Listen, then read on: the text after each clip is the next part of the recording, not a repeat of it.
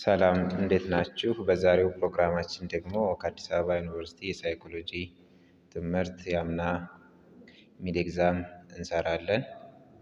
ለየሁሉም ጥያቄ ዲቴይል የሆነ ኤክስፕላኔሽን ለማስቀመጥ እሞክራለሁኝ። ቪዲዮውን የምትወዱት ከሆነ ላይክ፣ ሸር፣ ሰብስክራይብ አድርጉት። የመጀመሪያው ጥያቄ as psychoanalysis is to unconscious mind blank is to covert behavior ይላል። ይህ ስኩልስ ኦፍ ሳይኮሎጂ ላይ የሳይኮሎጂ ስኩሎች ኢርሊ ስኩልስ ኦፍ ሳይኮሎጂ እና ሞደርን ስኩልስ ኦፍ ሳይኮሎጂ ተብለው ዲቫይድ የሚደረጉት ላይ ያለው ነው ሳይኮአናላይሲስ የምንለው። ኢርሊ ስኩልስ ኦፍ ሳይኮሎጂ ውስጥ ያለ ሲሆን ሳይኮሎጂ ስተዲስ አባውት ኮምፖነንትስ ኦፍ ዘ አንኮንሺየስ ፓርት ኦፍ ዘ ማይንድ ብሎ የሚያምን ስኩል ነው። it is founded by Sigmund Freud and its main concern is our own unconscious mind ነው ሳይኮአናላይሲስ የምንለው እና ኮቨርት ቢሄቪየር ላይ ደግሞ ፎከስ የሚያደርገው የትኛው ነው የሚላል። ቢሄቪየር በሁለት ዲቫይድ ይደረጋል። ኮቨርት ኤንድ ኦቨርት ቢሄቪየር ተብሎ ይጠራል። ኮቨርት ቢሄቪየር የምንለው it is a behavior that is directly observable and can only be inferred by the observer or reported by the subject። ኮቨርት ቢሄቪየር ብለን የምንጠራቸው ዳይሬክትሊ ኦብዘርቭ ልናደርጋቸው የማንችል የውስጥ ቢሄቪየሮች የውስጥ ማንነቶች ናቸው። ለምሳሌ ኢማጂኒንግ ሳምቲንግ የሆነን ነገር ማሰብ ኮቨርት ቢሄቪየር ብለን እንጠራዋለን። ኦቨርት ቢሄቪየር ደግሞ የምንላቸው they are behaviors that is observable without instruments or expertise ሊታዩ የሚችሉ ናቸው ኦቨርት ቢሄቪየር የምንላቸው። ላይክ ወኪንግ ሊሆን ይችላል፣ ሂቲንግ ሰምዋን ሊሆን ይችላል። እነዚህን ኦቨርት ቢሄቪየር እንላቸዋለን። እና ኮቨርት ቢሄቪየር ላይ ፎከስ የሚያደርገው የትኛው ነው ነው አሁን እዚህ ጋር እያለን ያለው። ሂውማኒስቲክ ቢሄቪየር የምንለው ሂውማን ቢንግስ አር ዩኒክ ብሎ የሚያምን ሲሆን ኢት ኢዝ ፎከሲስ ኦን ፍሪ ዊል ሂውማን ቢንግስ ፍሪ ዊል ነው። ቢሄቪየሪዝም ደግሞ የምንለው ሳይኮሎጂ ኢዝ ስተዲ ኦፍ ኦብዘርቬብል ኤንድ ሜጀረብል ቢሄቪየርስ ኢት ኢዝ ኦል አባውት ኦቨርት ቢሄቪየር ቢሄቪየሪዝም የምንለው ማለት ነው። ሶሻል ካልቸራል ደግሞ የምንላቸው ፎከስስ ኦን ዘ ሶሻል ኤንድ ካልቸራል ፋክተርስ ዳት አፌክት ሂውማን ቢሄቪየር ሶሻል ኤንድ ካልቸራል ፋክተሮች ላይ ነው። ኮግኒቲቭ ብለን ደግሞ የምንጠራው ስኩል ኦፍ ቶት ኢት ፎከስስ ኦን ዋት ጎዝ ኦን ኢትስ ፒፕልስ ሄድ ኦን ፒፕልስ ማይንድ ምንድን ነው የሚሄደው፣ ሃው ፒፕል ሪዝን፣ ሃው ፒፕል ሪመምበር፣ ሃው ፒፕል አንደርስታንድ ላንጉጅስ። their concern is about covert behaviors, so our answer will be D.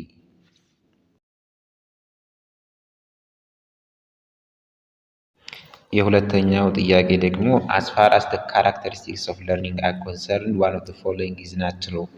learning is ነው የሚለው which one of the following is false about learning እንደማለት ነው። the first one learning is passive ይለናል። learning is not passive, it is an active process. That means it is the interaction between the person and the environment. This is the definition of learning. So A, B false and A, B the answer. B pervasive ይለናል። pervasive it reaches all aspects of life እንደማለት ነው። ይህም ትክክል it is the characteristics of learning. purposeful ያ learning is purposeful። ልክ እንደዚሁ multifaceted ይለናል። ያ learning has many aspects. For example, students learn much more than expected if they fully exercise their minds and feelings. ስለዚህ learning is pervasive, purposeful and multifaceted and it is not a passive process, it is an active process. So the wrong one and the answer will be A.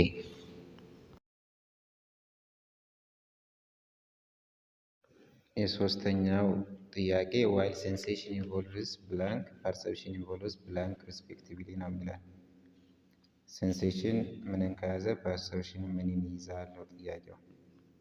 ሴንሴሽን የምንለው ሴንሶሪ ሪሰፕተርስ ዲቴክቲንግ ሴንሶሪ ስቲሙለስ ነው። ዲቴክት የማድረግ ፕሮሰሱ ላይ ነው፣ ስቲሙሌሽን ፕሮሰስ ማለት ነው። ፐርሰፕሽን የምንለው ደግሞ ኢንቮልቭስ ዘ ኦርጋናይዜሽን ኢንተርፕሪቴሽን ኤንድ ኮንሲሽየስ ኤክስፒሪየንስ ነው የሚይዘው። ኦርጋናይዜሽን ኮኦርዲኔሽን ይዛል። ኤን ስናይ ኦርጋናይዜሽንም ኮኦርዲኔሽንም አንድ ቦታ ላይ ያስቀመጣቸው የፐርሰፕሽን ናቸው። ያ አይሆንም መልስ። ሲን ስናየው አይዴንቲፊኬሽን እና ትራንስሌሽን ነው የሚለው፣ ይህም አይሆንም። ዲን ስናይ ኮምፕሬንሽን ኤንድ ኢንፎርሜሽን ነው የሚለው፣ ኮምፕሬንሽንም ልክ እንደዚሁ የፐርሰፕሽን ነው። አይዴንቲፋይ የሚለውም ልክ እንደዚሁ የፐርሰፕሽን ነው። ሶ አወር አንሰር ዊል ቢ ቢ።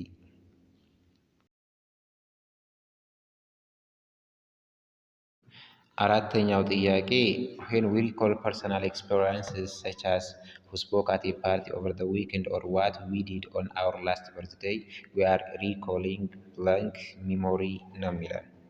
እዚህ ጋር ጥያቄው እያወራ ያለው subsystems of long term memory about subsystems of long term memory ነው። long term memory is divided into two as a declarative explicit memory and as non-declarative implicit memory።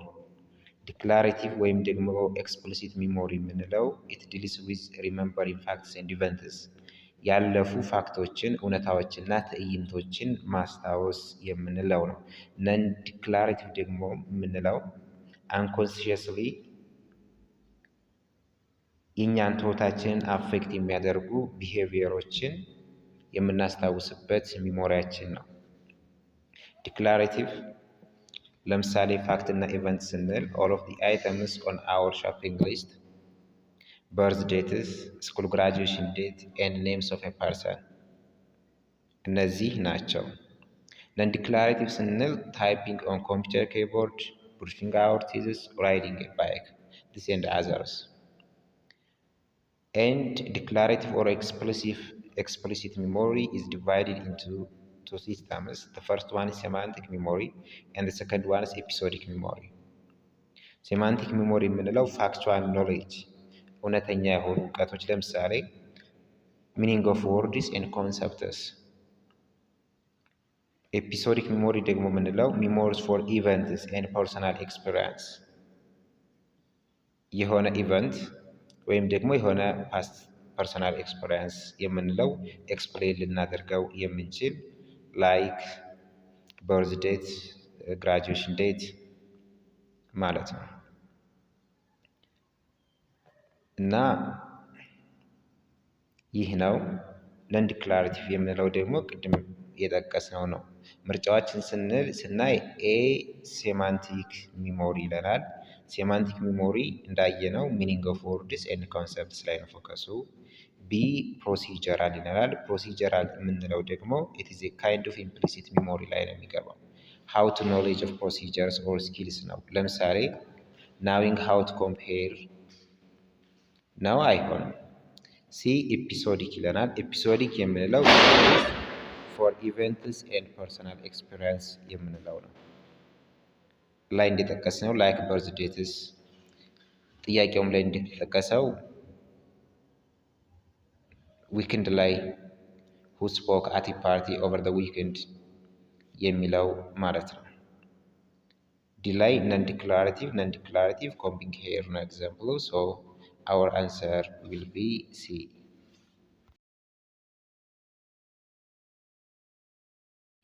አምስተኛ ጥያቄ in psychological research one advantage of experiments over correlational studies is that experiments generally allow one to study ነው የሚለን።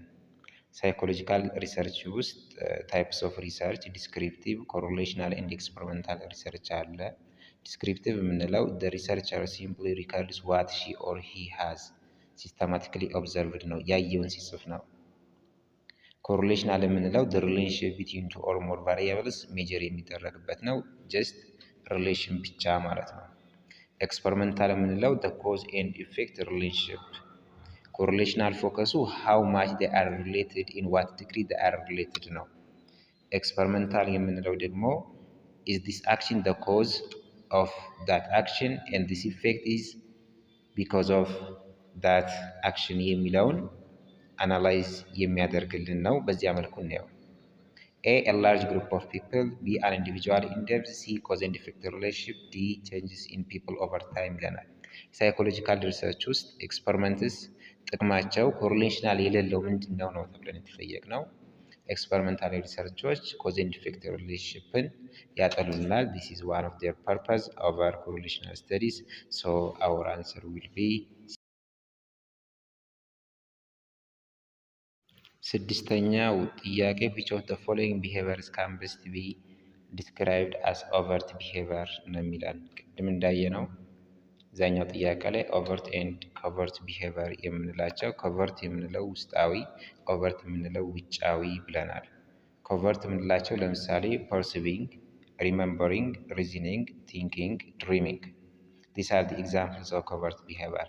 ኦቨርት የምንላቸው ዎኪንግ አለ፣ ሼኪንግ አለ፣ ሂቲንግ አለ፣ ቲልቲንግ ደ ሄድ ኤንድ አዘር ኤግዛምፕልስ። So when we analyze the answers, A, good feeling about oneself. Good feeling, just it is a feeling, so it is a covert behavior. Remembering a past event, this is also a covert behavior. Good attitude towards others, this is also a covert behavior because it is internal feeling.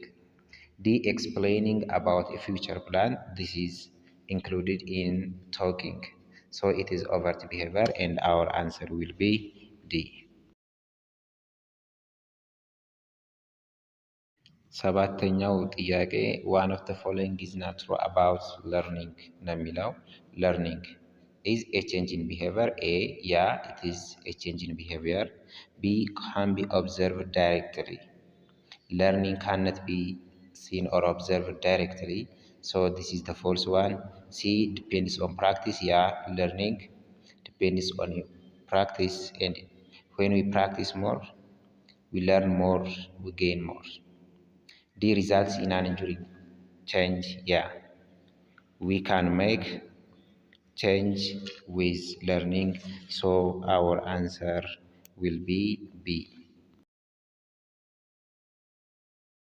ስምንተኛው ጥያቄ የኬዝ ጥያቄ ነው። Consider what happens as you finish a conversation with a friend and she begins to walk away from you. ከሆነች ልጅ ጋር አውርተህ እሷ ሄደች ነው የሚለው። as you watch her walk down the street, እሷ ከመንገዱ ወደ ታች ስትሄድ the image on your retina becomes smaller and smaller. አይንህ ላይ ያለው ኢሜጅ እያነሰ መጣ። despite the very real change in the retinal image, ኢሜጁ እያነሰን ቢመጣ you did not perceive her as getting smaller. እሷን ትንሽ ናት ብለህ አላሰብክም ይላል። this illustrates ይህ ምንን ነው የሚያሳየው ነው የሚለው። this is talking about perceptual constancy. ፐርሰፕቹዋል ኮንስታንሲ ስለሚለው እያወራ ነው። ፐርሰፕቹዋል ኮንስታንሲ የምንለው it is a tendency of animals and humans to see familiar objects as having standard shape, size, color or location regardless of changes in the angle of perspective, distance or lighting ነው። ኦብጀክቶች ከኛ የለመድናቸው ኦብጀክቶች ከኛ እየራቁ በሚሄዱ ሰዓት ሸፓቸው ይቀየራል፣ ሳይዛቸው ይቀየራል፣ ከለራቸው ይቀየራል፣ ሎኬሽናቸው ይቀየራል። ነገር ግን እኛ ፊት እነሱን ስለምናውቃቸው እንደዛው አድርገን እናስባቸዋለን።